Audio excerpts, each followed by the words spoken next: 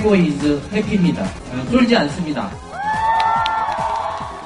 무슨 말든 할 수 있고 눈치 보지 않고 아무거나 할 수 있더라고요. 진실을 지키는 뉴스 바리케이드. 국민일보 해직 기자 조상훈의 뉴스 바. 조상훈입니다. 4월 28일 월요일 뉴스바입니다. 세월호 침몰 사고 13일째로 접어들었습니다. 어제 정홍원 국무총리가 세월호 침몰 사고에 대해 정부를 대표해 책임지겠다며 사의를 표명했습니다. 정부를 대표해 책임질 사람, 사과를 할 사람은 총리가 아니라 바로 대통령입니다. 세월호 침몰 사고는 김용민 PD의 조간 브리핑, 그리고 김효진 PD의 세월호 관련 5분 브리핑을 통해서 자세히 전해드리겠습니다. 오늘 초대석에서는 지난주 금요일에 나온 유우성 씨 간첩 사건 등의 항소심 선고 결과를 정리하겠습니다. 아시는 대로 유우성 씨는 항소심에서도 간첩 혐의 무죄를 선고받았고 항소심 재판부는 국정원의 부당한 조사 행위를 인정했습니다. 단순히 간첩 혐의 무죄가 거듭 선고됐다는 점을 넘어서 법리적으로 눈에 띄게 진일보한 판결이라는 분석이 뒤따릅니다. 이 문제 민주사를 위한 변호사 모임의 박주민 변호사와 함께 자세히 짚어보겠습니다. 잠시 광고 들으시고 뉴스바 이어가겠습니다.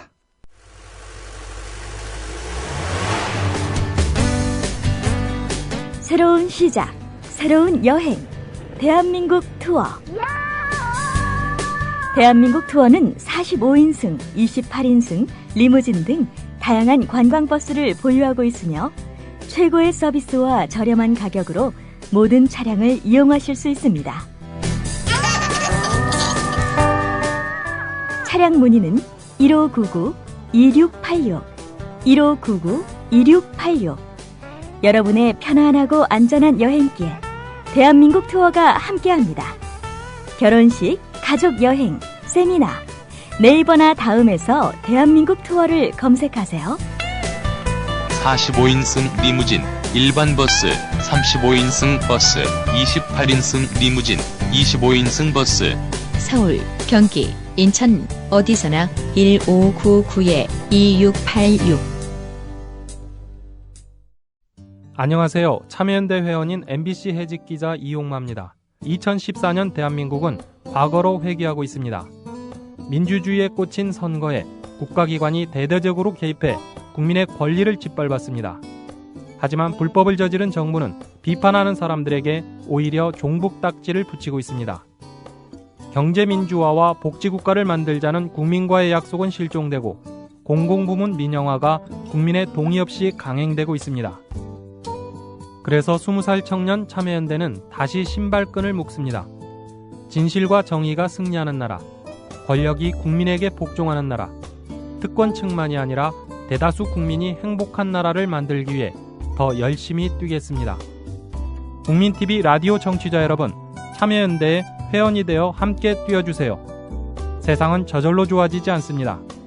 회원가입은 홈페이지 www.peoplepower21.org 또는 전화 02-723-5300번을 통해 할 수 있습니다.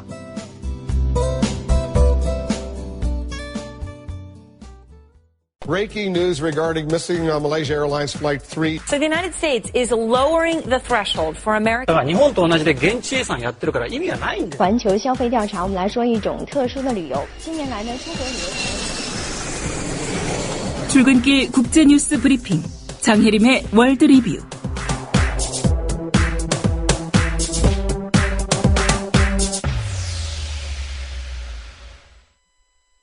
네, 나라 밖 소식 먼저 살펴보겠습니다. 장혜림 캐스터의 국제뉴스 브리핑입니다. 안녕하십니까? 네, 안녕하세요. 네, 어제 정홍원 국무총리 세월호 침몰 사고와 관련해서 사의를 표명했는데 외신들도 이 소식을 좀 중점적으로 다뤘군요. 네, CNN, BBC, 가디언 등의 외신들은 어제 오전 정홍원 국무총리가 긴급 기자회견을 열어 사임하겠다는 뜻을 밝혔다고 보도했습니다. CNN은 세월호 침몰 사고가 난 16일 다음 날 국무총리가 피해자 가족들을 방문했을 때 거센 항의와 물세례까지 받았던 그때 상황을 다시 전하면서요. 예. 한국에서 이런 일이 일어나는 경우는 매우 드물다 이렇게 설명했습니다. BBC는 국무총리의 기자회견 발언과 함께 야당 대변인의 말도 같이 덧붙였는데요. 사고가 수습되지 않은 지금 상황에서 국무총리의 사의 표명은 무책임한 행동이라는 지적이었습니다. 예. 현재 안산을 비롯해서 여러 도시에 지금 합동 분향소가 마련되지 않았습니까? 네. 예, 전문국들의 발길이 이어지고 있는데 해외에서도 세월호 희생자들 충무하고 있다고 하지요? 네. 세계 곳곳에서 세월호 참사 피해자들에게 애도의 뜻을 보내고 있습니다. 호주 시드니 한인회에는 추모 분향소를 설치해 운영하고 또 유족들을 돕기 위한 성금 모금을 한다고 밝혔습니다. 중국 베이징에서도 임시 합동 분향소가 설치됐고요. 제중 동포단체 대표들은 그 지역 동포들이 십시일반으로 모은 성금 1,000만 원을 전달하기도 했습니다. 예. 인도네시아와 브라질 한인회도 유가족을 돕기 위한 성금을 모금한다고 밝혔고요. 인도 국제학교의 한국인 학부모들은 희생자를 추모하고 또 실종자의 생환을 기원하는 노란 리본 달기 캠페인을 같이 벌였다고 합니다. 일본 도쿄에서는 추도식이 열렸고요. 또 캐나다 밴쿠버와 미국 LA에서도 촛불 기도회와 희생자 추모 촛불 집회가 열렸습니다. 네. 북한이 지난 25일 박근혜 대통령과 버락 오바마 미국 대통령 간의 한미 정상회담 결과에 대해서 반발하는 그런 입장을 보였습니다. 네. 북한의 주장 어떤 내용들입니까? 박근혜 대통령과 미국 오바마 대통령은 공동기자회견에서 북한의 핵무력과 또 인권 문제를 거론하면서 굉장히 강하게 비난했었는데요. 여기에 대해 북한은 성명을 통해 더 이상 남북관계에 기댈 것이 없다 이렇게 밝혔습니다. 성명에는 굉장히 원색적인 표현까지 많이 등장했습니다. 박근혜 대통령이 주먹깡패를 불러다 누구를 혼내달라고 떼쓰는 것 같다 이런 표현도 나왔고요. 예. 이 정도의 반응이라면 박 대통령의 대북 제안인 드레스덴 연설에 대한 북한의 호응 가능성이 더 낮아졌다고 봐야겠습니다. 예. 오바마 대통령이 일본 한국 방문에 이어서 말레이시아로 갔었습니다. 네. 이번 아시아 순방에 대한 대체적인 평가는 어떻습니까? 뉴욕타임스의 분석을 소개해드리겠습니다. 뉴욕타임스는 오바마 대통령이 오방과 중국 사이에서 균형 있는 행동을 했는데 그 이면에는 미국과 러시아와의 관계가 최악으로 치달은 현실이 있다 이렇게 분석했습니다. 예. 오바마 대통령은 일본에서는 센카쿠 열도가 미일 안보 조약의 적용 대상이라고 선언하면서도 또 미국은 중국과의 견고한 관계를 원한다 이렇게 밝혔고요. 서울에서는 중국의 동맹인 북한으로부터 한국을 지키겠다 이렇게 하면서 또 한편으로는 한반도의 안정에 중국의 도움이 꼭 필요하다 이런 말도 했습니다. 중국을 굳이 자극하지 않겠다는 의도로 보이는데요. 오바마 대통령이 러시아와 미국 사이에서 줄타기를 할지 모를 중국에게 이기는 편에 서라 이런 메시지를 전하려고 하는 거다라는 게 전문가들의 의견이라고 합니다. 예. 러시아와의 관계 때문에 지금 미국의 고민이 깊어지는 그런 모습을 이번 아시아 순방에서도 좀 볼 수가 있는 것 같습니다. 그렇습니다. 예, 하지만 오바마 대통령이 일본을 방문해서 센카쿠 열도 분쟁과 관련해서 일본의 편을 들어주는 발언을 한 것에 대해서는 또 중국이 강하게 항의를 했지요. 네. 오바마 대통령이 그런 발언을 한 후에 중국 외교부가 중국 주재 미국과 일본 대사를 동시에 불러 엄중하게 항의했습니다. 중국이 영토 갈등 문제와 관련해서 미국 대사까지 불러 항의한 것은 굉장히 이례적인 일인데요. 예. 중국 정부가 미일 정상회담 공동성명에 대한 대응 수위를 높여나갈 거라는 관측이 나오고 있습니다. 주미 중국 대사도 하버드 대학 강연 도중에 미국이 잘못된 선택을 했을 가능성이 크다 이렇게 말하면서 미국과 일본 두 나라의 안보 조약이 제3국의 영토를 포함할 수 없다 이렇게 주장했습니다. 또 중국 해경 당국은 센카쿠 해역에 대한 순찰을 나서기도 했습니다. 예. 그런가 하면 중국 부총리가 중국을 방문한 일본 도쿄도 지사에게 아베 총리를 비판하는 그런 발언을 했다는데 구체적으로 어떤 내용입니까? 네.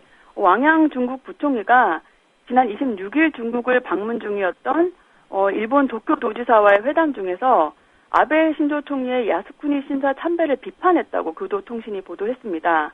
왕 부총리는 일본 정치인이 중일 협력 관계를 저해하는 행동을 삼가야 한다 이렇게 지적했다고 하는데요. 예. 이에 대해서 도쿄지사는 기회가 있다면 아베 총리에게 전하겠다 이렇게 대답했다고 합니다. 예.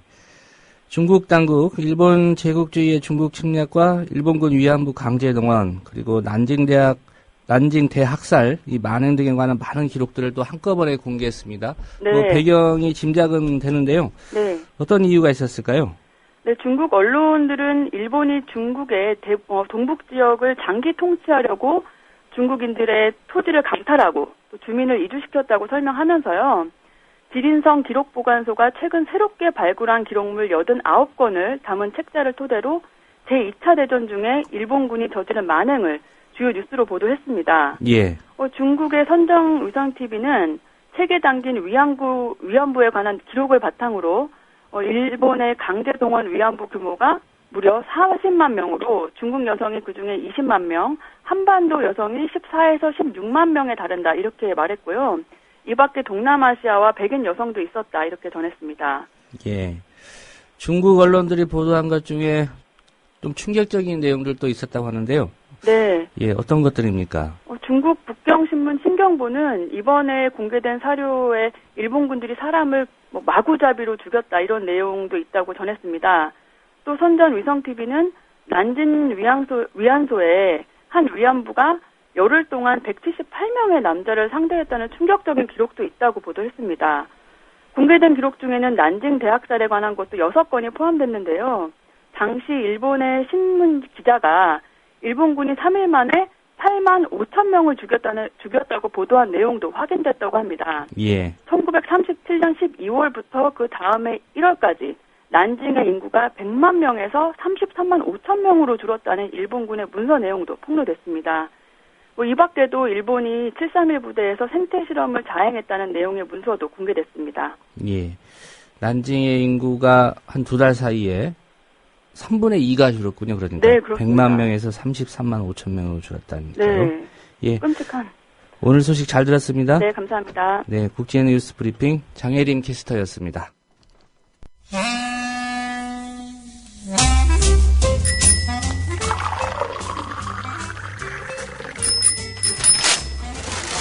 아침 신문 귀로 읽으세요. 김용민의 조간 브리핑. 네, 김용민 PD의 조간 브리핑입니다. 안녕하십니까? 네, 안녕하십니까? 예, 오늘도 조간에서 다룬 세월호 침몰 사고 관련 속보부터 좀 살펴봐야 될 것 같습니다. 예. 검찰 수사가 이제는 해경 쪽에 조준이 되고 있는 것 같습니다. CBS 노컷뉴스 단독 보도부터 보겠습니다.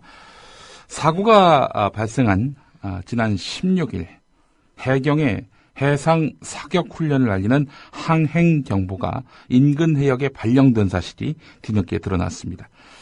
특히 이 해상 사격 훈련 지점은 인천에서 제주 사이 항로의 바로 옆에 위치해 있었습니다. 해상 사격 훈련에 대한 항행 경보는 당연히 진도 해상교통관제센터가 세월호 같은 관제구역 안에 있는 모든 선박이나 어선들에게 사전에 알려줘야 할 정보입니다. 하지만 범정부 사고대책본부가 지난 20일에 공개한 지난 16일 오전 7시부터 9시까지의 진도 해상교통관제센터 녹취록을 살펴보면은 해경의 해상사격훈련에 대한 항행 경보는 전혀 등장하지 않고 있습니다. 자, 당연히 해야 할 진도 VTS, 진도 해상교통관제센터의 해상사격훈련에 대한 그 경보, 예. 이런 것들이 세월호에 가지 않았다는 얘기 아니겠습니까?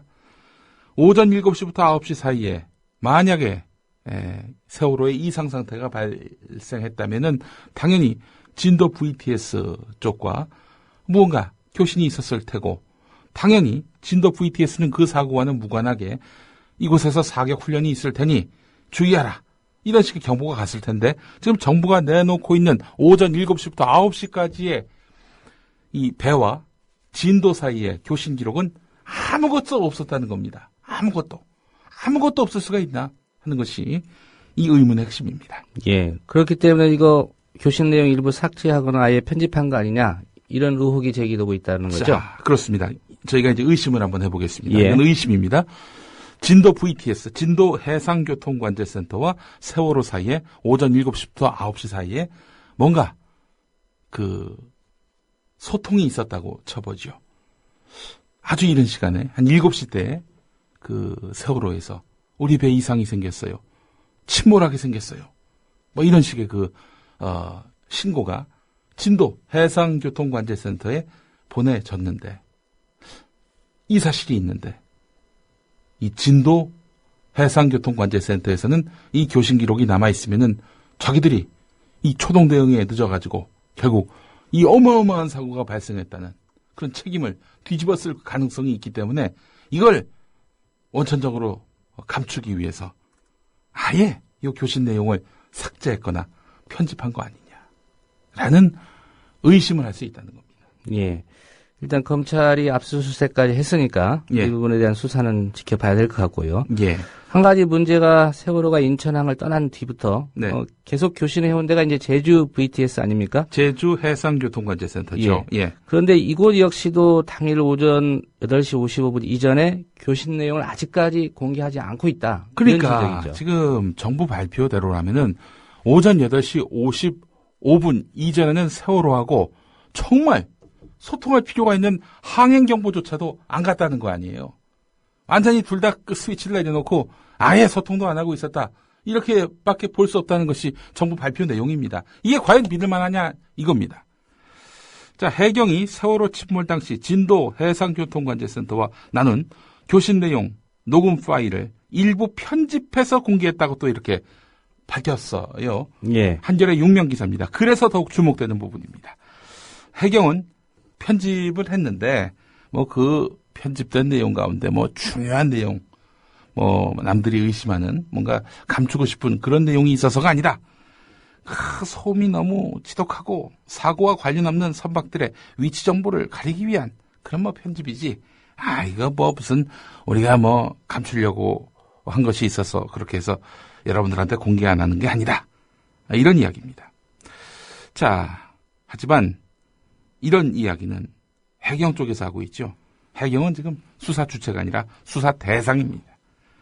그렇기 때문에 검경 합동수사본부는 이렇게 편집한 데 또 다른 의도가 있었는지를 살펴보기로 했습니다. 교신 내역 일부 편집 사실이 이렇게 확인되면서 본격적인 침몰이 이루어지기 전인 오전 7시부터 9시 사이에 이루어진 교신 내역도 일부 편집됐을 가능성이 제기되고 있는데요. 자, 해경은 현재까지 수사 대상이라는 점 다시 한번 말씀을 드리면서요. 만약에 오전 7시부터 9시 사이에 중요한 교신이 세월호와 진도 또는 제주 VTS 사이에서 오간 것이 있다면은 이거는 정부가 사고 발생 수시간 전부터 손도 안 대고 가만히 있었다는 증거가 되는 것이고요. 예. 따라서 정부는 정권의 근간이 흔들릴 책임론 폭풍에 휘말릴 가능성이 대단히 높아집니다. 예. 어제 정홍원 국무총리가 정부를 대표해서 책임지겠다며 사의를 표명했습니다. 네. 많은 분들이 이렇게 얘기하더군요.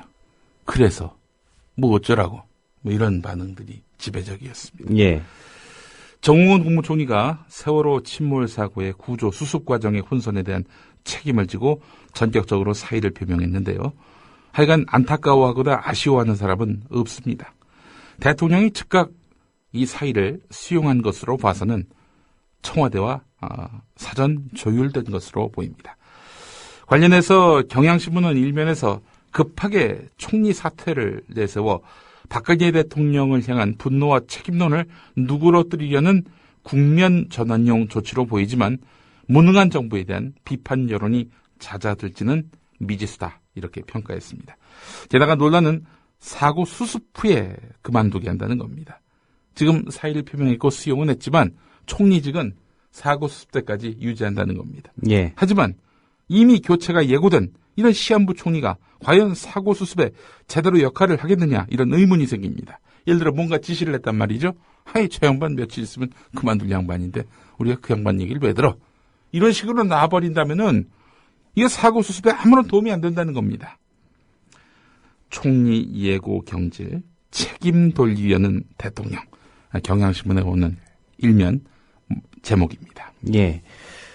정홍원 총리의 사의 표명 시점이 적절했느냐. 예. 이 부분에 대해서는 지금 실종자 가족들도 예. 한마디로 좀 비판적인 모습을 보이고 있고요.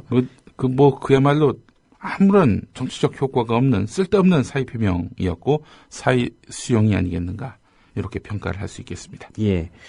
야당에서는 박근혜 대통령이 직접 사과해야 된다 이런 목소리가 나오고 있죠? 예, 그렇습니다. 자, 이게 그 새정치민주연합의 의견인데요. 근데 일간지 정치면 제목도 이러합니다. 따옴표가 없어요. 한국일보 3면을 보겠습니다. 박근혜 대통령 10여일 지나도록 사과 없어. 청와대 책임지는 모습 안 보인다. 이 제목이 이렇습니다.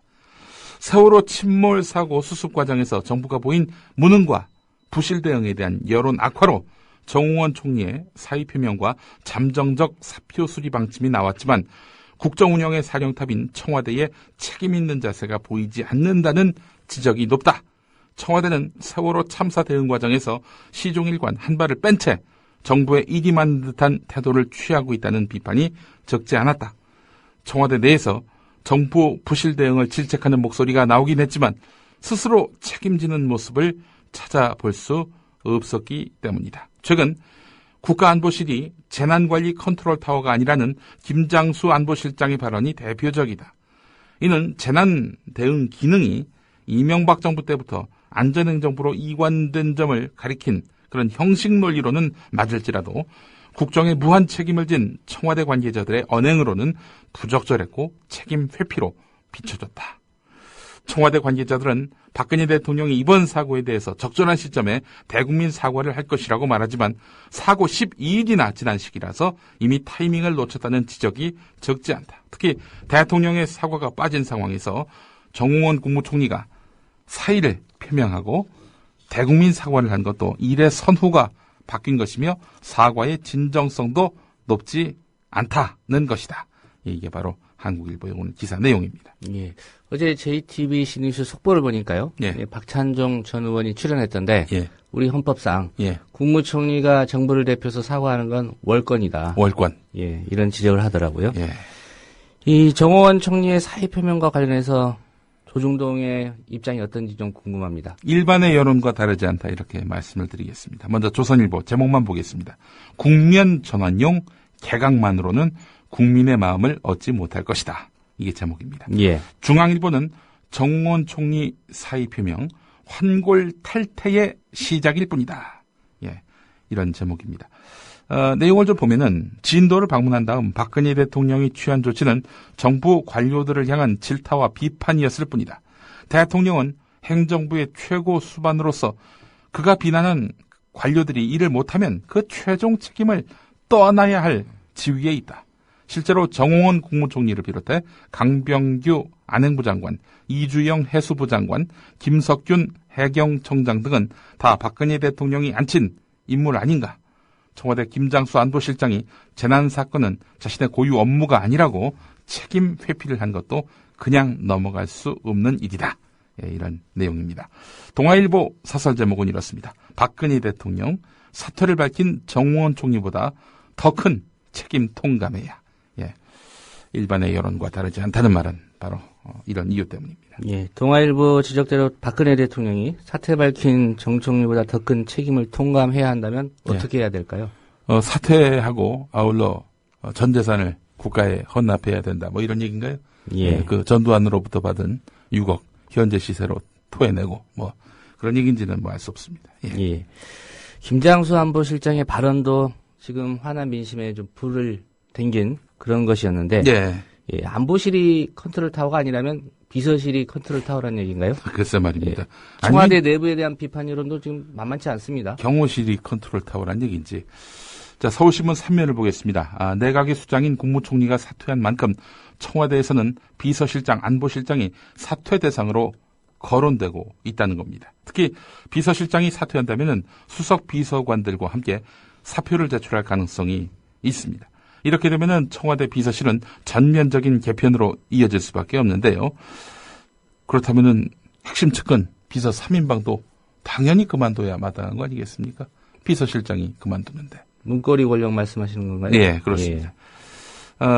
한때 그 4대 천왕으로 불렸던 그분들까지 과연 그만두는 것일지 주목되는데요. 김기춘 비서실장은 박근혜 대통령의 절대적인 신임을 기반으로 지난해 8월에 출범한 비서실 2기 체제를 안정적으로 이끌어왔다는 평가를 받아온 터여서 외부적 요인으로 개편을 맡게 되는 셈인데요.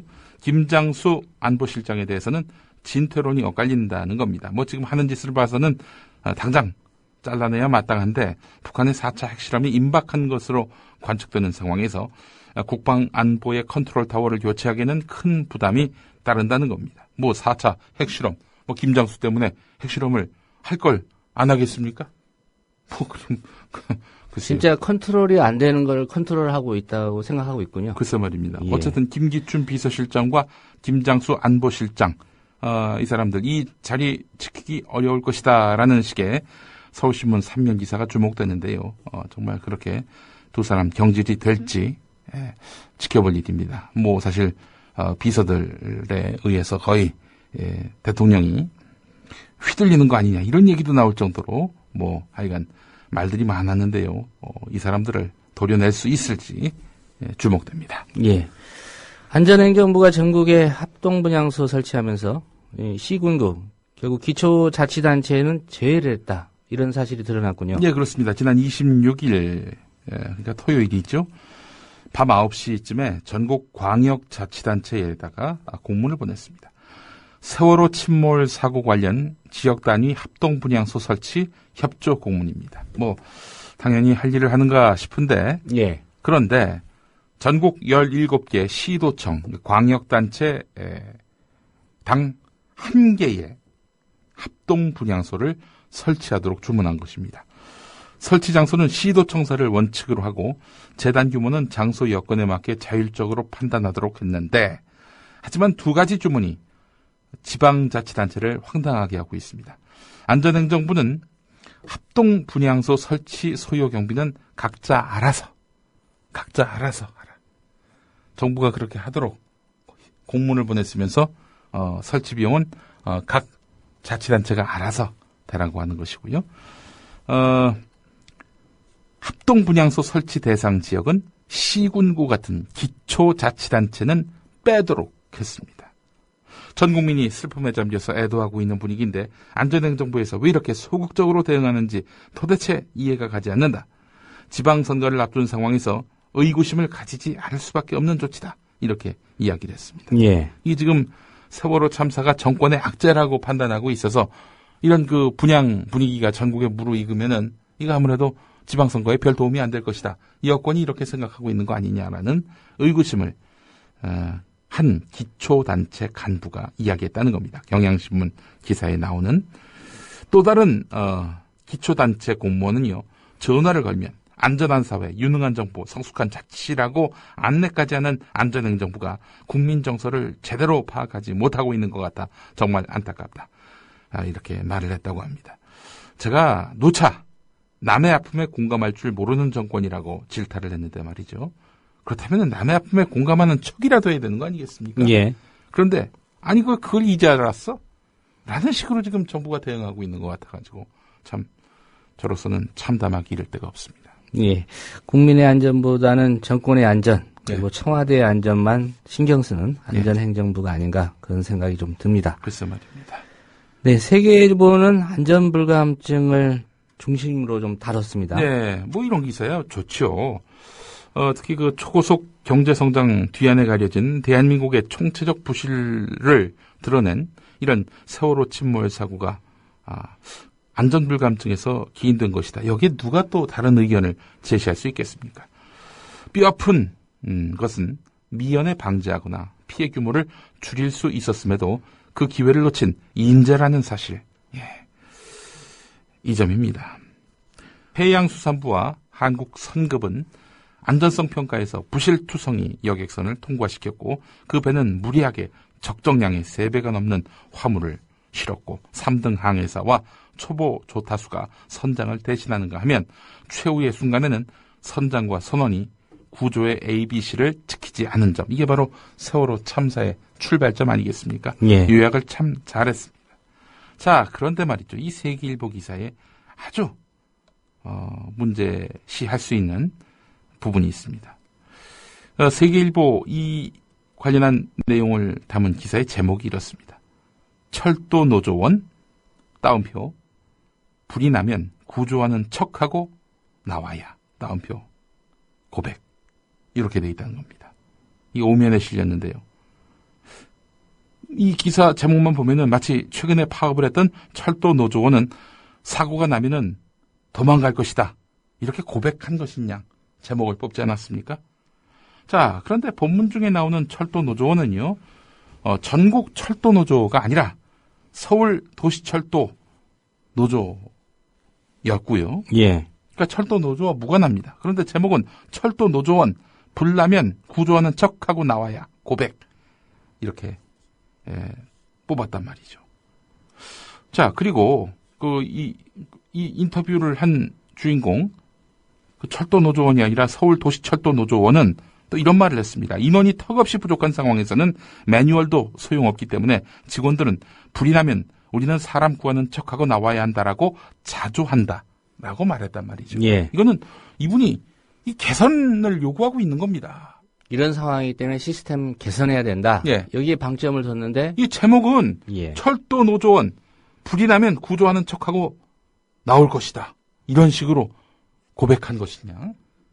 사람들은 이렇게 봐요. 제목만 보면은. 이 세계일보의 제목이 대단히 악의적이다. 이렇게 평가하지 않을 수가 없습니다. 예. 편집 기자의 단순 실수인지 의도적인 것인지 한번 봐야 될 것 같고요. 아니 철도 노조 하면 전국 철도 노조 지금 저기 코레일 소속 노조원들로 다들 인식할 거 아니에요. 예. 근데 그게 아니라 서울시 산하의 서울 도시철도 노조원이 이래서는 안 된다라고 얘기한 건데 이걸 이런 식으로 제목을 악의적으로 뽑는 세계일보. 돈 주면서 이거 신문 보시는 분들은 이 정말 참담하실 겁니다. 예. 좀 다행스러운 것은 독자가 그리 많지 않다는 것은 네. 다행인 것 같습니다. 예, 다이빙벨 이거 투입 놓고 네. 논란이 크지 않았습니까? 예. 여전한 것 같습니다. 예, 한겨레 오면을 보겠습니다. 수중 수색을 돕는 장비인 다이빙벨은요, 토요일 팽목항으로 돌아왔습니다. 다이빙벨을 싣고 사고 해역으로 이동했던 알파 잠수 기술 공사 쪽 모두 3차례 정박 시도를 했지만 모두 실패했다라고 밝혔습니다. 대책본부는 알파 잠수 쪽의 바지선을 사고 지점에 계류시키는 과정에서 기존 합동구조팀 바지선에 닻을 건드릴 경우 위험해질 수 있다. 이러면서 투입 지연 이유를 설명했습니다. 그러니까 대책본부라 하면 말하자면 해경을 비롯한 관을 말하는 것이겠죠. 자, 이종인 알파 잠수 기술공사 대표는 기존 구조작업 인력들이 다이빙벨을 투입했을 때 작업 효율이 높아지는 것을 의식하는 것 같다 이러면서 반발했습니다. 그러니까 우리가 와서 실적 올리면 당신들 그동안 뭐 했냐 이런 비판에 직면하게 되니까 그래서 해경 쪽에서 이종인 대표 오는 것을 어떻게든 막아보려고 애를 썼다라는 식으로 이종인 대표는 보고 있는 것 같다라는 내용입니다. 예. 반면에 조선일보는 좀 반대되는 기사를 실었죠? 예. 해경의 입장에 서서 기사를 쓴 것 같아요. 투입 실패, 철수 사흘째 반복. 이게 사실 누구 때문입니까? 해경 때문이요. 해경 때문이죠. 아니, 투입 못하게 막고, 그렇게 해서 가라고 하니 갈 수밖에 없다 해서 철수한 거고.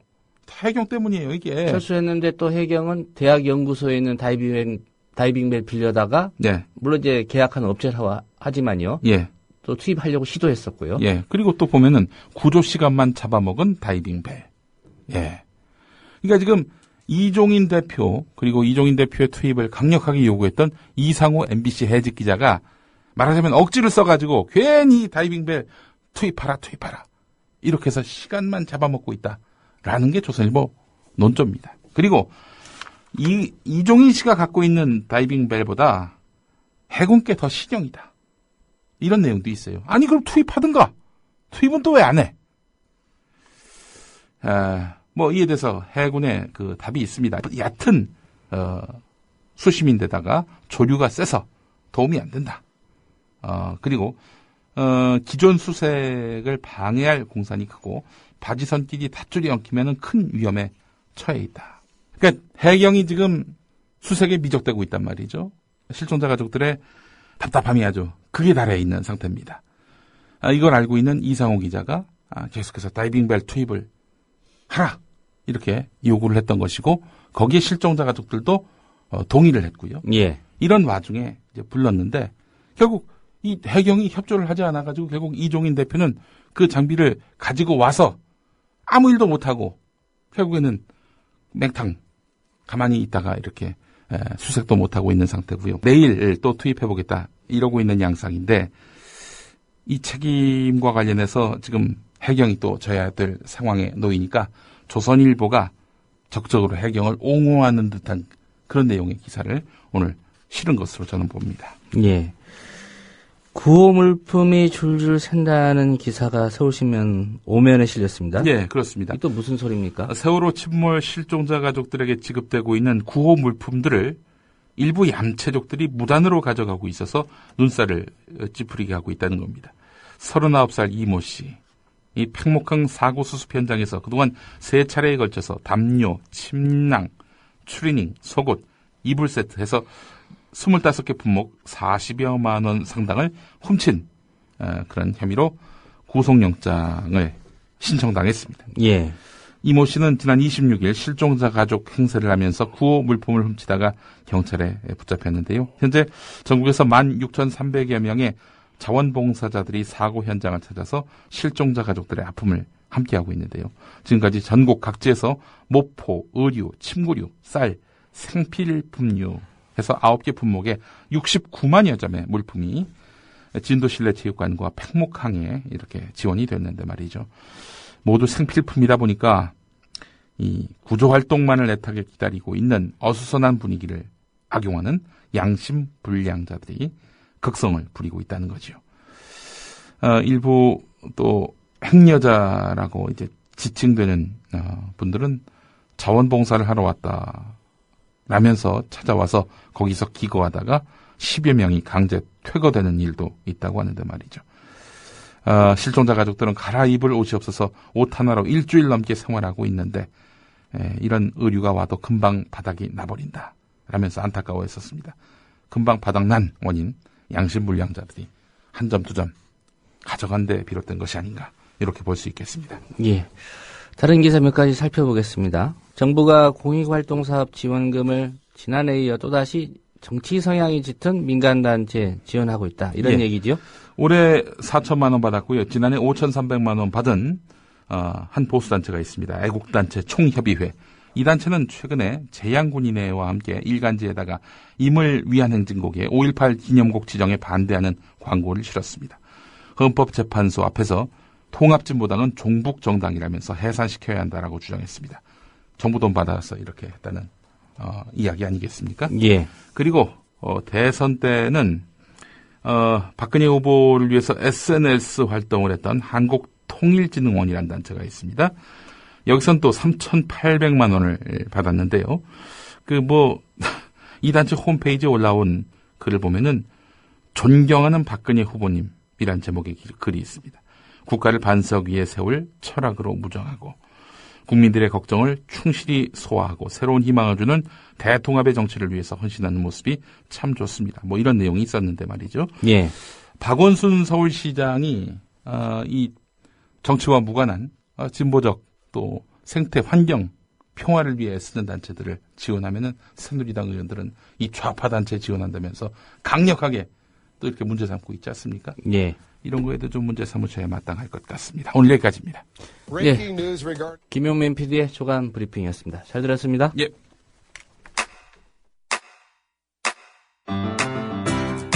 국민 라디오 지지하는 4가지 방법 아시나요?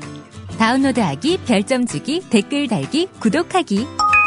국민 라디오를 보다 많은 이들에게 전할 수 있는 가장 손쉬운 방법. 다운로드하기, 별점 주기, 댓글 달기, 구독하기. 잊지 마세요. 다운로드하기, 별점 주기, 댓글 달기, 구독하기.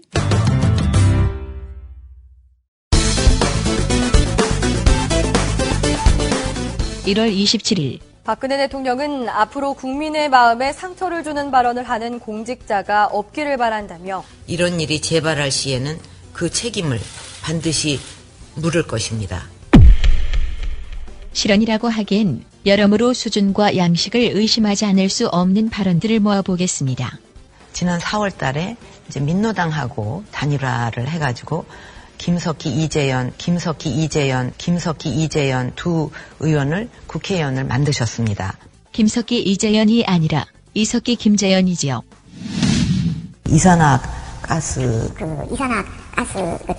사전 어디를 뒤져봐도 이산화가스라는 말은 없습니다. 그 말을 쓴 기억이 나요. 바쁜 벌꿀은 슬퍼할 시간도 없다. 그게 제 입장이었어요. 바쁜 벌꿀은 슬퍼할 시간도 없다. 벌꿀이 아니라 꿀벌이라면 모를까. 벌꿀은 바쁘거나 안 바쁘거나 슬퍼할 수도 시간이 없을 수도 없습니다. 이제 우리 모두 하나가 되어야 합니다. 이번 논쟁을 전화 위기의 계기로 삼아서 전화 위복이겠지요. 전화 위기는 전화 요금을 안 내서 통신이 끊길 때나 상상할 수 있는 것 아니겠습니까? 그래서 그 공공 부문부터 솔선을 수범해가지고 이 직무 능력에 따라서 이제 사람을 구하는 쪽으로 이렇게 하려고 합니다. 네. 솔선을 수범해가지고 떼어낼 수 없는 사자성어, 솔선수범. 이에 대한 김어준 총수의 촌평. 솔선을 수범한다. 그렇죠. 네. 저도 개인적으로 이 사자성어를 그렇게 인수분해하는데 엄청난 창의력을 솔선을 수범한다. 만만한 상대라고 말을 해야 하는데 만만한 상태가 상대가 후보로 뽑힐 나를 기다리고 있는 것입니다. 그런데 차명 보유에 위장 전업에 위증 교사에 금품 살포에 거짓말까지. 위장전입을 위장전업이라고. 한 끗 차이지만 전혀 다른 뜻이잖아요. 그리고 UDT를 DDT로 읽는 최신 어법까지. 지금 이 순간에도 진도 앞바다에서는 SSU 대원, DDT 대원, 해양 경찰들과 많은 민간 구조 대원들이 사투를 벌리면서 구조 작업에 임하고 있습니다. 이런 실언 할 수 있다고 봅니다. 하지만 거짓말을 하셔서는 안 되지요. 공약 파기의 상징 박근혜 대통령 대선 때 이 약속은 왜 하셨나요? 제가 대통령이 된다면 첫째로 약속을 지키는 정치를 하겠습니다. 지키지 못할 약속은 아예 하지 않고 또 한 번 한 약속은 반드시 그 정치 생명을 걸고 지키는 그런 정치를 지금까지도 해왔지만 꾸준히 그런 노력을 해 나갈 것입니다.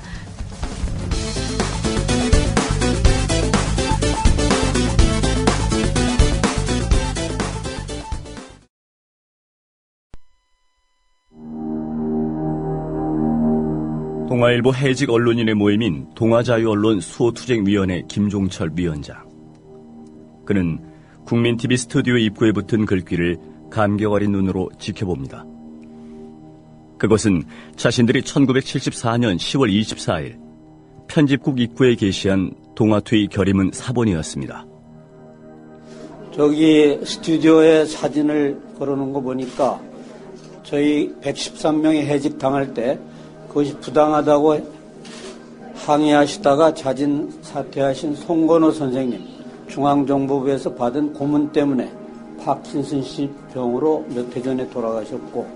왜 국민TV는 40년 전 동아투의 결의문을 입구에 붙였을까요? 그 투쟁 정신을 이어받아 공정 언론을 건설하겠다는 의지 때문입니다. 이것이 어디 미디어 협동조합 몇몇 임직원만의 숙제이겠습니까? 죽은 언론인의 사회에 역사를 살아가는 모든 시민에게 던져진 사명일 것입니다. 미디어 협동조합의 조합원이 되주십시오.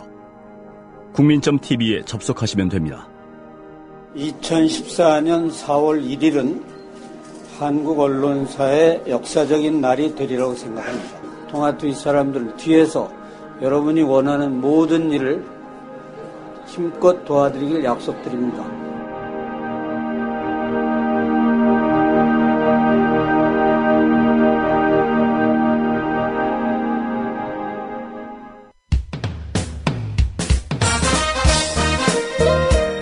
균형 잡힌 시각, 정직한 분석, 조상훈의 뉴스바. 이어서 초대석으로 만납니다.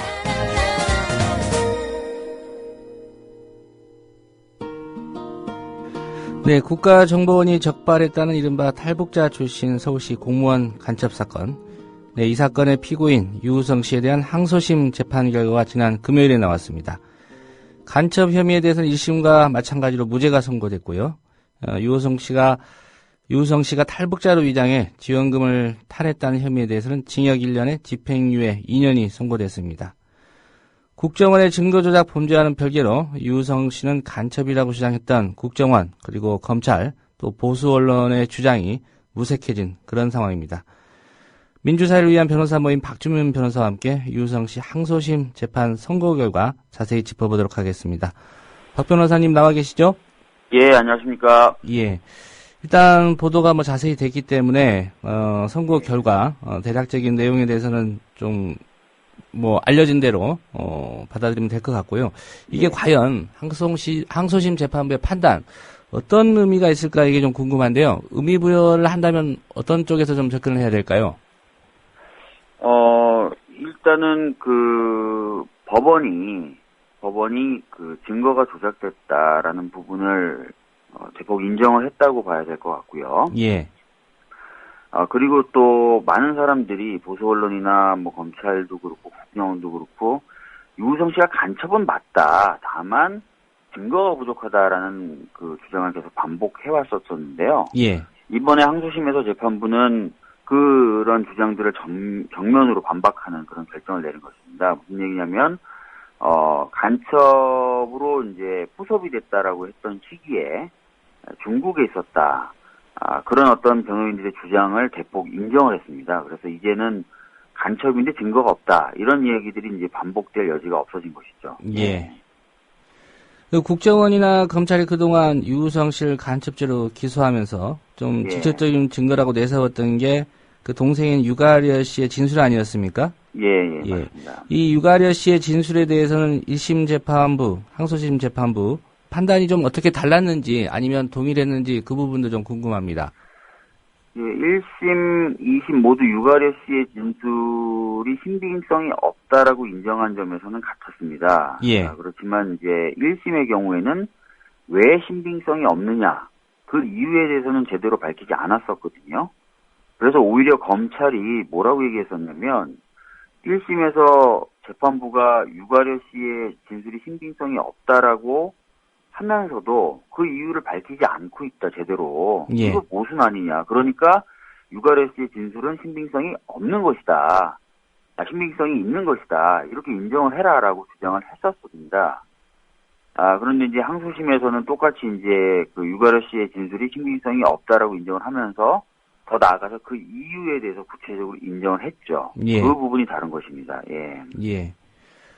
변호인단이 항소심에서 지금 말씀하신 부분이요. 예. 그 부분에 좀 변론을 하시는데 힘을 많이 쏟은 걸로 알고 있습니다. 예. 구체적으로 보면 이제 국정원의 불법 구금, 그러니까 유가려 씨를 조사하는 과정에서 그랬다는 얘기고요.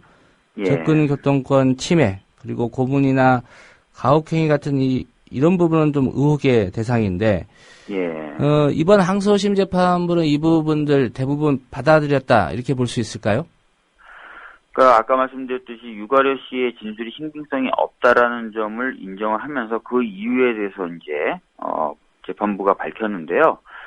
대표적으로는 지금 말씀하신 것처럼 불법 감금 상태였다라는 것을 인정한 것입니다. 그러니까 영장도 없이 171일간 폐쇄로 CCTV가 설치된 상태에서 이제 가둬놨다. 그리고 그 상태에서 이제 변호인 접견 신청을 허락하지 않았고, 또 변호인의 조력을 받을 권리가 있다라는 사실을 제대로 알려주지도 않았고, 그다음에 달력 같은 것을 붙여주지 않아가지고 날짜 감각도 없게 한 그런 상태였다. 그런 상태에서 굉장히 위축된 상태로 만들어 놓고, 오빠하고 살고 싶으면 이런 식으로 진술을 해라라는 말로 회유를 했다라는 것까지 인정을 했습니다. 예. 근데 이제 고문이나 가혹행위 부분에 있어서는 완전히 적극적으로 인정한 건 아니고요. 다만 화교 출신 유가리 이런 식으로 써서 앞뒤로 붙이게 해놓고 그다음에 그런 상태에서 서 있게 만들고 하는 정도의 어떤 가혹행위가 있었다 정도까지 인정을 했고요. 예. 고문에 대해서까지는 인정한 것은 아니었습니다. 예. 예.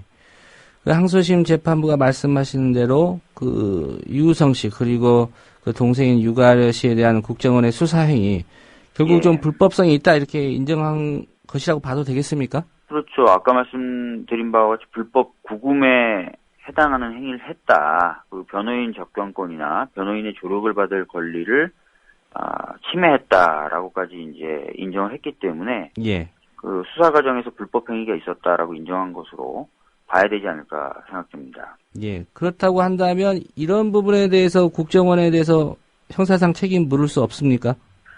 저는 개인적으로 지금 판결문에서 설치된 바를 가지고 형사 책임 물을 수 있다라고 보고 있습니다. 예. 예. 항소심 선고 결과에 대해서 검찰의 상고 여부 어떤 의견 나온 게 있습니까?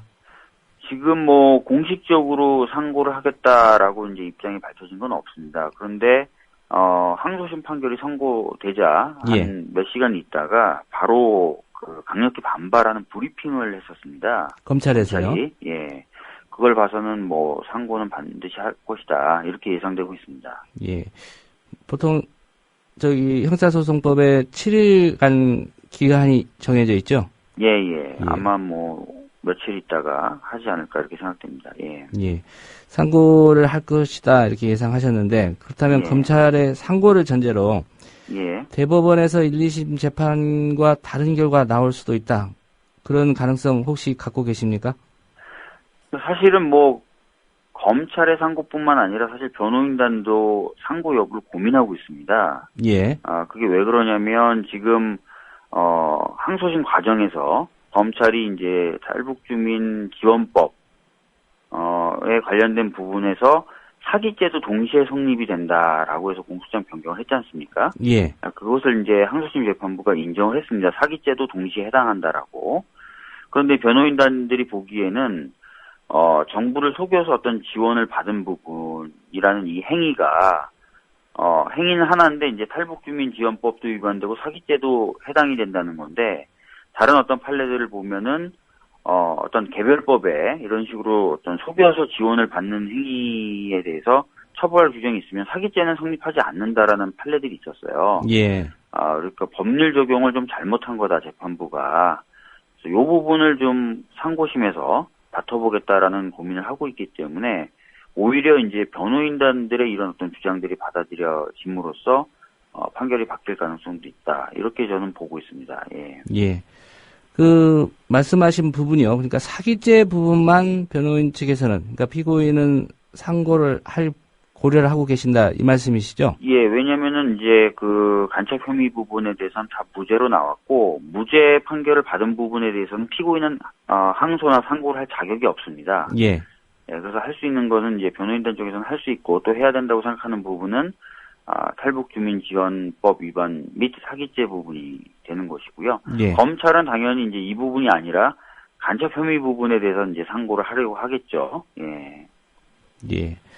그 탈북주민지원법 위반 혐의는 빼놓고 여기에 예. 사기죄를 동시에 적용한 것 이 부분에 대해서는 상고할 검토를 하고 계신다 이런 말씀이시군요. 예, 그런 부분이 있고 검찰은 아마 이제 아까 말씀드린 대로 간첩 혐의 부분은 이제 상고할 텐데 문제는 이제 상고심이 법률심입니다. 물론 법률심이라 하더라도 여러 가지 증거가 충돌됐을 경우에 어떤 증거를 선택했느냐 그런 어떤 과정에서 채증법칙이라는 것을 위반했다라고 상고를 할 수는 있습니다. 근데 네.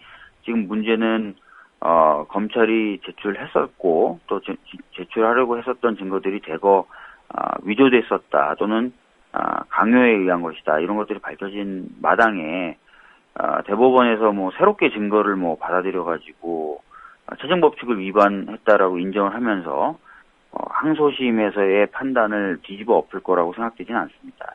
예. 근데 검찰이 그럼에도 불구하고 대법원에 가겠다라는 건 어떤 정치적인 그런 판단이나 이런 걸 좀 기대하는 측면이 있다고 봐야 되지 않을까요?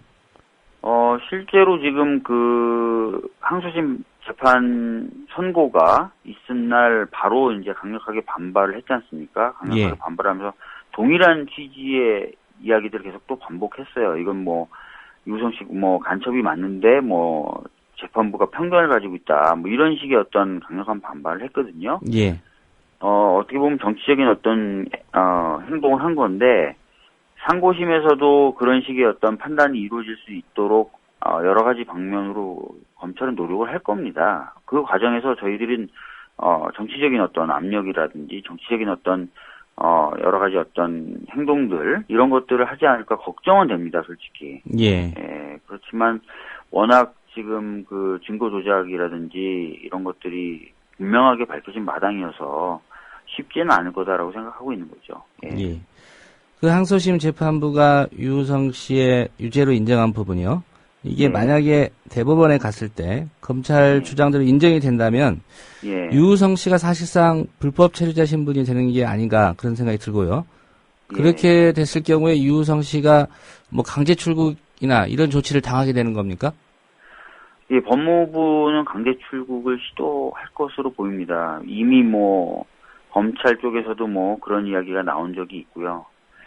그렇지만 뭐 변호인단들이 그런 것에 대해서도 충분히 다투려고 지금 준비는 하고 있습니다. 그래서 반드시 강제 출국이 될 것이다. 이렇게 보는 건 좀 이른 감이 있습니다.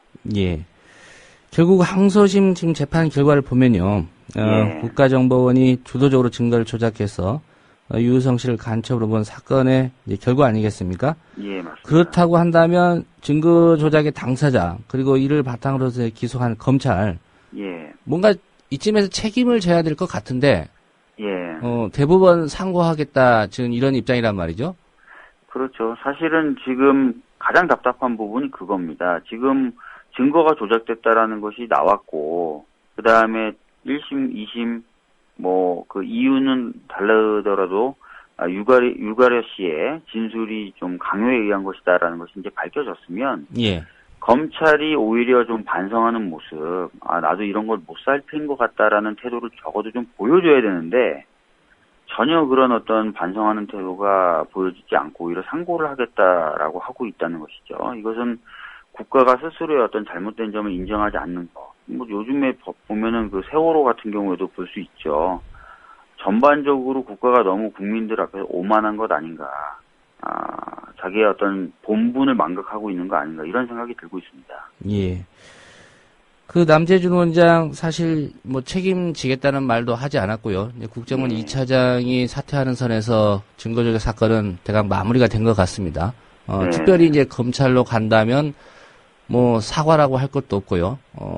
그 기소했던 검사들, 수사했던 검사들 사실상 뭐 감찰한다고 하지만 뭐 징계까지 갈지는 또 지켜봐야 할 일인데 대법원에서도 1, 2심과 같은 그런 판단이 이루어진다고 한다면 국정원장이나 검찰 수뇌부 어떤 책임져야 된다고 보십니까?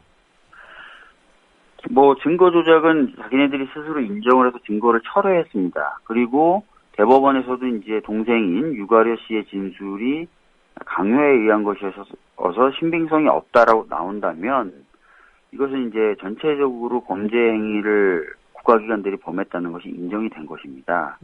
그렇다면은 응분의 책임을 져야 되는데 지금 현재는 뭐 말씀하신 대로 수사검사나 남재준 원장은 책임을 안 지고 있죠. 이 부분에 대해서도 이제 묵과하고 넘어가기는 어려울 것입니다. 그러니까 지금도 검찰은 마지막으로 기대는 게 이제 상고심 아니겠습니까? 상고심마저도 역시 같은 결과 나온다면 검찰도 이제는 더 이상 자신의 책임을 회피하지 말고 당당히 좀 책임을 지는 모습을 보여줘야 되겠죠. 그 특별히 유가려 씨에 대한 국정원의 수사 과정, 법원도 이제 사실상의 불법 행위였다. 국정원이나 검찰 쪽의 그런 행위가 이렇게 판단했는데요. 이 부분에 대해서 그 민변이나 아니면 당사자인 유가려 씨가 국정원을 고발할 수 있는지 하고요. 혹시 그런 계획 갖고 계신지 좀 궁금합니다. 저희 민변에서는 예전부터 이 합동신문센터에서의 여러 가지 어떤 수사라든지 조사 과정의 불법성에 대해서 주장을 해왔었습니다. 이제 그것이 이제 이번 사건을 통해서 입증된 만큼, 관련해서 추가적인 어떤 법적 조치들을 고려는 하고 있습니다. 그렇지만 지금 항소심이 끝난 지가 얼마 안 됐고, 하기 때문에 구체적으로 어떤 구체적인 계획까지는 가지고 있지 않습니다. 하지만 논의를 할 예정입니다. 한 가지만 더 관련해서 여쭤보겠습니다.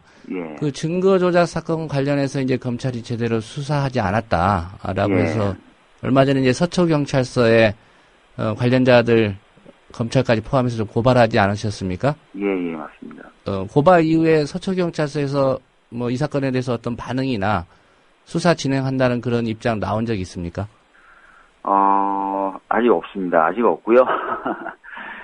재밌는 게, 제가 사실은 얼마 전에 이진환 차장이라는 검찰, 그 차장이 그 여기자 성추행했다라는 것으로 해서 제가 고소를 한 적이 있습니다. 그 기자분을 위임을 받아가지고. 예.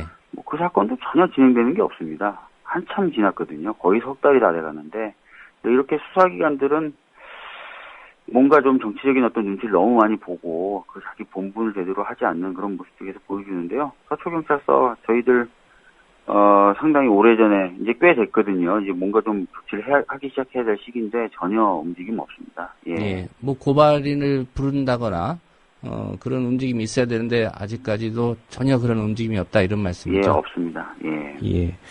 알겠습니다. 그 사건 진행 상황 보고 다시 한번 또 연결해서 박 변호사님 얘기 듣는 걸로 하고요. 오늘 말씀 잘 들었습니다.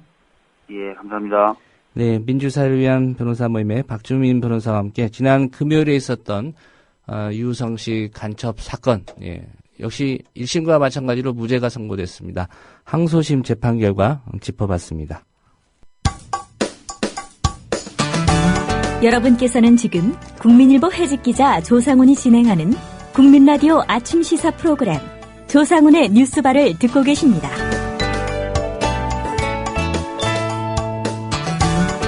네, 월요일입니다. 가짜 특종이 판치는 언론 환경에서 진짜 특종의 의미를 함께 생각해보는 월요일 코너죠. 특종의 진술 시간입니다. 아시겠지만 역대 최악의 해양 재난사고로 기록될 이번 청해전 해운 소속의 세월호 침몰 사고, 오늘이 사고 발생 13일째입니다. 특별히 이번 사건 발생부터 전개 과정 그리고 수습에 이르기까지 정부의 대응 끔찍하다고 할 정도로 최악의 상황입니다. 그래서 이번 사고 역시 인재다 그런 평가가 주류를 이루고 있는데요. 특별히 눈여겨볼 대목이 있습니다. 이 과정에서 과연 언론은 제 역할을 했는가, 언론은 무엇을 했는가 이런 얘기입니다. 여러분들 또 보도를 접해 보셨겠지만 희생자 가족 또 유족들이 한결같이 말씀하시는 부분이 있습니다. 언론이라도 사고 초기에 제대로 좀 기사를 쓰고 방향을 제시해 줬다라면 이 무능한 정부 조금이라도 재촉해서 초기에 신속하게 좀 구조 작업이 이루어지지 않았을까 이런 아쉬움을 얘기합니다. 오늘 이런 언론의 문제점 미디어스의 김한 편집장과 함께 자세히 좀 짚어보도록 하겠습니다. 스튜디오에 나와 계십니다. 안녕하십니까? 네, 안녕하세요. 예. 일단 말씀드렸지만 이 세월호 침몰 참사 관련해서 언론 보도에 대한 국민들의 불신 지금 팽배해 있지 않습니까? 네, 그렇습니다. 일단 말씀하셨던 것처럼 좀 초반 상황에 관련해서 언론에 대한 불신, 그리고 그때 언론의 어떤 무능을 밑바닥을 보고 난 이후에 언론에 대한 근본적인 좀 믿을 수 없는 상황, 이런 상황들이 계속 악순환처럼 반복이 되고 있는데요. 예. 일단 이번 사건에서 가장 큰 언론의 실패나 최악의 보도는 사건 초기에 있었던 이제 전원구조 보도겠죠. 그래서 사건 당일 오전만 하더라도 이게 이제 큰 문제가 아닌가 보다. 배가 그냥 고장나서 멈춰 있고 전원 구조됐나 보다. 이런 정도로 상황이 인식이 모두에게 됐었던 거거든요.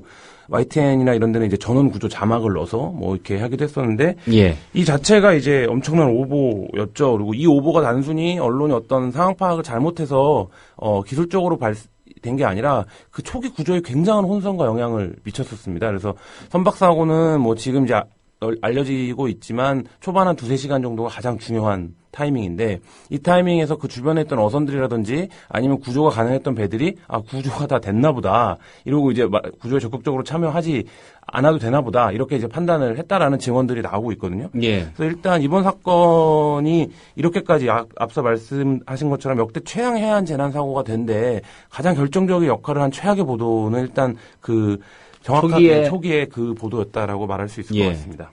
예. 말씀하신 대로 진짜 무선이나 이런 걸로 지금까지 드러난 거 보면은요, 진도 해상 교통관제센터라든가 적절하게 대응을 못했거든요. 네. 결국은 주변에 있는 어선들이라든가 다른 배들에 있는 선원들 이런 뉴스 속보를 보고 판단을 했을 거란 말이죠. 네, 그렇죠. 또 실제로 그런 증언들이 나왔고, 네. 이 부분만 제대로 좀 상황 파악을 하고 보도를 했더라도 안타까운 목숨들을 그렇게 많이 잃어버리는 그건 좀 방지할 수 있었을 텐데, 이후에도 언론의 이런 무책임한 보도라든가 네. 또 적절하지 못한 대응 네. 이어졌죠? 네, 그 뭐 방송사별로 좀 말씀을 드리겠습니다. 사건 초기에는 어쨌든 이런 재난 보도에 대한 준칙이라든지 이 사건의 어떤 국민적 슬픔이나 이런 것들을 전혀 감안하지 못한, 그리고 이게 단순히 어떤 이제 엄청난 일이 벌어졌고 이 엄청난 일을 어떻게 뉴스 유통으로 이렇게 바꿔낼 것이냐, 뭐 이런 판단들이 좀 낮은 수준의 판단들이 앞서는 보도들이 많이 있었습니다.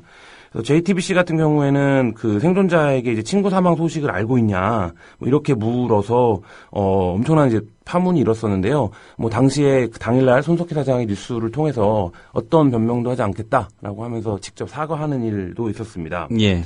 뭐 공영방송들도 마찬가지인데요. 그 MBC 같은 경우에는 사건 제가 기억하기에 며칠 안 됐을 때입니다. 3일째인가 4일째 된 날 보험 금액에 대한 보도를 내놨습니다. 그래서 이 보도는 한국 언론의 윤리의식이라는 것이 어디에 있는 것인가를 가장 단적으로 드러낸 보도였다라고 하고 생각이 드는데요. 뭐 언론 단체들이나 뭐 기자들은 사장이 직접 사과해도 부족한 문제다, 뭐 이렇게 평가를 했지만 MBC는 이후에 별다른 입장을 JTBC와는 달리 내놓지 않았던 상황입니다. 예. JTBC는 그래도 손석희 사장이 직접 나서서 네. 사과를 하고 네. 모든 게 이제 잘 가르치지 못한 그 선배들의 네. 책임이다, 이런 얘기했는데 MBC는 어떤 반응도 없었다는 얘기죠? 네, 그 MBC 얘기는 이따가 좀 다시 드릴 텐데, MBC 사장은 오히려 자사의 세월호 보도가 격을 높인 방송이었다, 이런 이메일을 전 직원에게 발송을 해서 또 논란이 되고 있는데, MBC 내부 직원들 사이에서도 이 좀 짐승 같은 소리다, 이렇게 욕을 먹고 있는데 우리가 예. 사장이 우리 방송이 격을 높였다니 무슨 얘기냐, 이런 얘기들이 나오고 있습니다. 예. 뭐 상황을 제대로 판단하지 못하고 또 네. 제대로 정확하게 전달하지 못한 책임도 결코 가볍지 않은데, 네. 또 한 가지 문제가 되는 게 그 사실상 그 실종자 가족들이나 유족들의 프라이버시를 침해하는 그런 보도 행태가 또 많지 않았습니까? 네. 뭐 인터넷에서 엄청 화제가 됐지만 지금 진도체육관 안에 풍경 자체가 엄청 우리의 인권 의식이나 감수성을 보여주는 뭐 상황이다, 이런 보도들이 화제가 됐었거든요. 그게 예. 일본의 재난 상황이나 캐나다의 재난 상황이 발생했을 때 그 유족들이나 그 가족들에게 이제 제공됐던 어떤 그런 이제 공간 구획이라든지, 그다음에 이제 어떤 프라이버시를 보호하기 위한 굉장히 가장 슬픔에 빠진 분들이잖아요. 근데 이제 그것과 달리 우리는 정말 뭐 진도체육관을 보면, 그래서 그 세월호 침몰이 한국 사회의 쌩얼을 드러냈다, 이런 얘기도 많이 하는데, 뭐 모든 분야에서 이제 한국 사회가 얼마나 후진적인가, 뭐 이것을 이제 드러냈다는 평가도 많이 하는데, 예. 언론 역시 그렇습니다. 그래서 언론 보도 역시 세월호 침몰을 이렇게 경유하면서 얼마나 이게 후진적인 시스템과 이 무비판적이고 이렇게 정말 뇌가 없이 사고하는 듯한 행태를 보이는가가 적나라하게 드러나고 있는데요. 예를 들면 이투데이 같은 경우에는 16일 오후에 온라인판 기사로 타이타닉, 포세이돈 등 선박사고 다룬 영화는, 이런 기사를 썼습니다. 이게 전 국민이 슬픔에 잠겨있을 때 선박사고 관련된 영화를 소개하고, 이런 예. 영화들이 엄청난 규모의 선박사고를 재현한다, 뭐 이런 거였고, 또 같은 날 이투데이는 SKT가 이제 긴급 구호품을 제공한 거에 대해서 잘생겼다, 이런 제목을 달아서 기사를 내보냈는데, 이게 SKT 이제 광고 문구죠. 예. 그래서 뭐 이런 상황들이 이제 엄청난 이제 논란이 되고, 언론의 수준이 고작 이 정도밖에 안 되는 것이냐, 뭐 이런 거에 비판의 대상이 됐었고요. 뭐 그 뉴시스 같은 경우에도 이제 16일 그 숨진 고등학생의 책상이라는 사진 기사를 통해서 이 학생이 뭐 일기장이나 뭐 이런 것들을 다 공개를 했는데, 이게 사실 그 망자를 두고 그 일기장이나 이런 아주 지극히 그 프라이버시의 문제들을 언론이 일방적으로 공개하는 거, 그리고 이제 그게 무슨 효과가 있는 것인지, 이 사건을 해결하는 데 있어서, 예. 혹은 그 가족들의 슬픔이나 이런 것들에 공감하는 방식으로 어떤 의미가 있는 것인지, 뭐 이런 걸 전혀 찾아볼 수 없이 자사의 어떤 클릭수나 조회수만을 노린 뭐 이런 것들에 대해서 비판이 제기가 됐었습니다. 예. 이런 환경이다 보니까 몇몇 기사들 보면요. 네. 댓글에 요새는 개나 소나 기자한다. 네. 아무나 기자한다. 기자 초딩 아니냐. 네. 뭐 이런 비판적인 그런 글들이 좀 있는 것 같습니다. 근데 기레기라는 표현은 이제 뭐 예전부터 뭐 이렇게 어뷰징 기사를 많이 쓰는 기사들을 향해서 했는데, 최근에는 언론충이라고 부르는 표현도 봤고요. 뭐 이게 일베에서 유행한 용어라서 뭐 적절하진 않은 것 같습니다만, 그만큼 그러니까 일베의 용어를 빗대서 언론을 비판할 만큼 일베가 우리 사회에서 굉장히 어떤 그런 상징적 비판의 대상 아니겠습니까? 예. 언론도 이번 사건을 통해서 좀 그런 지위로 격화된 것이 아닌가, 뭐 이런 생각도 듭니다. 예. 뭐 언론이 다른 사회 분야에 비해서 뭐 특별히 높은 지위가 있었던 건 아닌데, 최소한의 좀 상식이나 양식 뭐 이런 것도 좀 잃어버린 게 아닌가 해서 좀 안타까운 그런 상황입니다. 이게 세월호 침몰 사고 이후에 뭐 아까 초기 대응에 언론이 혼선을 빚었다, 자초했다 이런 지적해 주셨는데 문제는 이제 계속 구조 활동 진행되고 그런 과정에서도 언론 때문에 빚어진 혼선이 좀 많이 있었죠. 네, 그렇습니다. 일단 구조 상황 한 사건 발생 13일이 지나고 난 측면에서 보면 언론이 시시각각 발생하는 구조상을 실제로 전달할 만큼 정보나 그들을 갖고 있었나 이런 부분에서 좀 근본적인 의문이 들기도 하는데요. 예. 그러니까 예컨대 뭐 사건 초기에 뭐 정부가 550명의 잠수부를 투입했다 이렇게 해서 거의 모든 언론이 받아서 썼는데 실제 이제 유가족들은 그날 가보면 뭐 550명은 뭐 근처에도 못 봤다. 뭐 이런 얘기들을 하고 있는데 사실 이제 그런 부분들에서 언론이 구조사항과 관련해서 여태까지 속보라고 전했던 내용들이 그 자체가 제 보기엔 다 혼선입니다. 그러니까 어떤 것이 진실이고 사실인지를 정확하게 판단하기 힘든. 근데 그 와중에 MBN이 그 이제 홍가희 씨라고 하는 민간 잠수사라고 이제 본인이 밝혔던 사람들의 인터뷰를 통해서 강하게 정부를 비판을 했거든요. 뭐 실제 민간 잠수사가 투입이 되지 않고 있다. 그래서 정부가 또 이거를 엄청난 규모로 또 부각을 해서 엄청난 뭐 유언비어가 날포된 것처럼 해서 이제 홍가희 씨를 잡고 그다음에 MBN 보도국장도 실제 사과까지도 했는데 근데 뭐 이 발언이 뭐 팩트였다 아니었다를 떠나서 실제 이런 구조 상황과 관련해서 이런 정도의 혼선을 낳을 정도로 굉장히 좀 현장의 목소리 같은 것들이 공평하게 보도에 반영되지는 못했다라는 생각이 들고요. 아까 이제 말씀하신 것처럼 언론의 역할이라는 거에서 언론이 그런 사항들을 적극적으로 제기하고 했으면 사실 정부가 지금보다 훨씬 더 공세적으로 예를 들면 어떤 작업에 임한다든지 뭐 이런 결과들을 끌어낼 수 있는 시간들이 좀 있었을 텐데 지금은 이제 그런 시간들도 다 지나가 버리고 언론도 정부와 함께 거기 그 보도를 통해서 침몰해버린 이런 상황이어서 너무 안타까운 그런 상황이라고 할 수 있겠습니다. 예.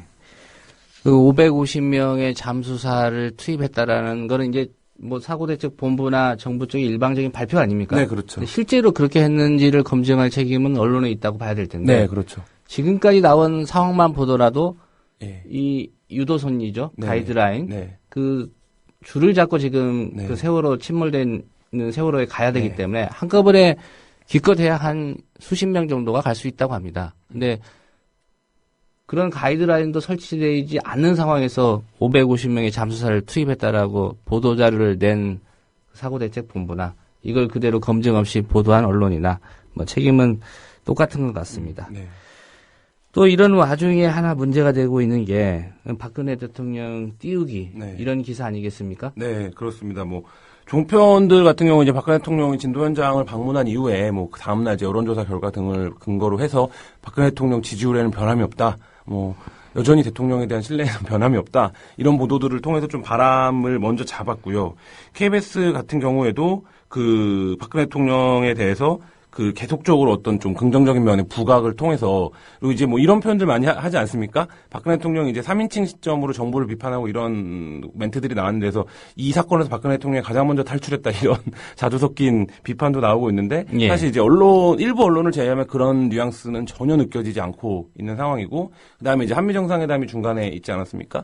그때는 이제 뉴스의 우선순위가 완전히 바뀐다든지 뭐 이런 상황들이 이어졌고요. 결국에는 박근혜 대통령과 이 사건을 좀 분리하려는 언론의 시도 그리고 이 사건을 그 청해진 해운과 선장 그리고 그 선주의 문제로 몰아가면서 박근혜 대통령을 포함한 정부가 좀 이렇게 분리시켜 보려고 하는 언론의 프레임들이 실제로 어느 정도 작동은 물론 성공도 하고 있는 그런 상황이라고 보여집니다. 이게 오랫동안 이 사건에서 지금 뭐 유병헌 회장이라는 사람이 사이비 종교이건 이런 것이 사실 중요한 것이 아닌데 이미 검경의 수사 방향은 그쪽으로 완전히 맞춰져 버렸거든요. 뭐 이런 상황들을 언론이 따라가고 있고 뭐 이런 상황들 자체가 이 사건에서 박근혜 대통령을 분리하는 것만으로도 엄청난 저는 왜곡과 그 정권이나 권력에 엄청나게 호의적인 보도라고 보여지는데 지금 대부분의 언론들이 이제 그렇게 그런 방향으로 가고 있습니다.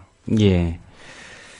이런 와중에 아까 MBC 사례를 좀 언급해 주셨는데, MBC가 사고 초기에 보상금 문제를 다루지 않았습니까? 네. 예, 뭐 보험금이 얼마다 이런 식의 보도를 보냈었는데요. 내부 비판이 있었다고 했는데, 그 안강환 사장의 반응, 다시 한번 좀 짚어주실까요? 네.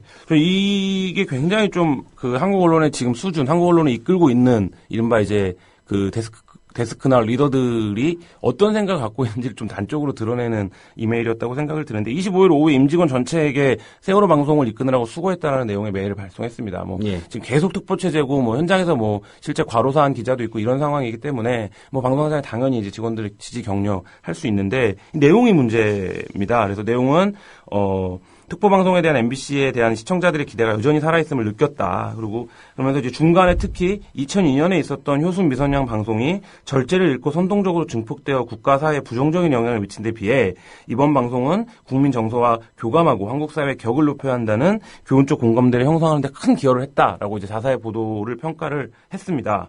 근데 사실 이제 이것에 얘기를 하면서 2002년도 사건을 언급하는 저희는 무엇이며 그다음에 2002년 사건이 실제 안 사장이 얘기한 대로 선동적으로 증폭되어 국가와 그 사회에 부정적인 영향을 미친 것인지 그리고 이번 세월호 사건 관련된 MBC 보도들은 한국 사회의 격을 높이는 데 기여한 것인지에 대한 판단이 적절한 것인지도 전혀 뭐 동의가 되지 않고요. 예.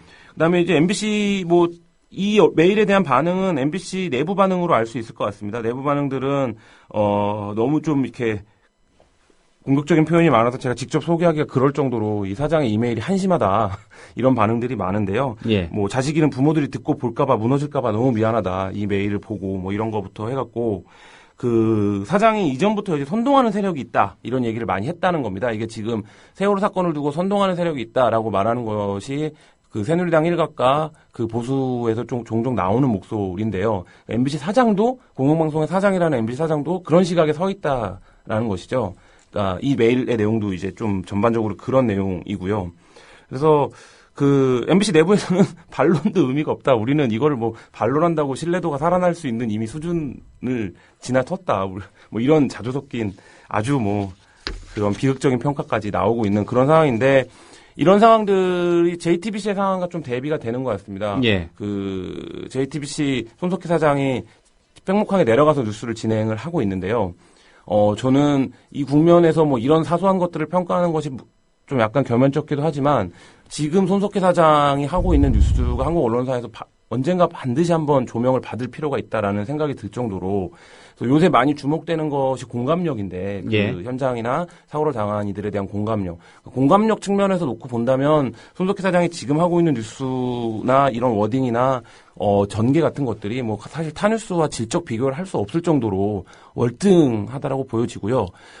뉴스 편성도 그렇습니다. 예를 들면 그 한미 정상회담이나 이런 거 거의 손석희 뉴스에서는 단신 처리했거든요. 어제 정홍원 국무총리의 사의 표명도 네. 거의 뉴스 말미에 말미에 한 꼭지로 했는데 뭐 어제 지상파 뉴스들은 거의 정홍원 총리가 사퇴하면서 일단 뭐 정부 책임은 수습이 되고 일단락이 되는 것 같은 뉘앙스로 보도를 했는데 손석희 사장의 JTBC 뉴스는 거의 뉴스 말미 말씀하신 대로 제 기억에 9시 10분이 넘어서였던 것 같은데 뉴스 시작하고 1시간 10분이 넘어서였던 것 같은데 뭐 그때쯤 보도가 됐거든요. 거의 10시 임박했어요. 거의 10시 임박해서요.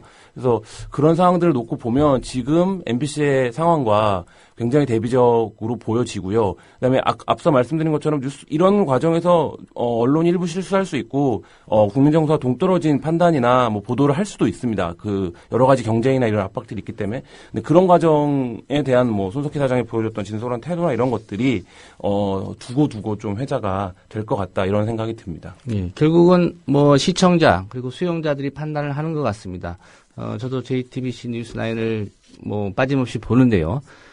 실종자 가족들이나 또 유족들이 직접 좀 찾아와서 기성 언론에 아무리 말을 해도 제대로 전달이 되지 않는다라고 해서 인터뷰를 또 하겠다고 찾아오시는 분도 있고 어제 같은 경우에 그 유품으로 나온 동영상 이걸 JTBC 제공해서 또 나름대로 보여줄 것만 이렇게 절제해서 보여주는 그런 모습도 좀 인상적이었는데요.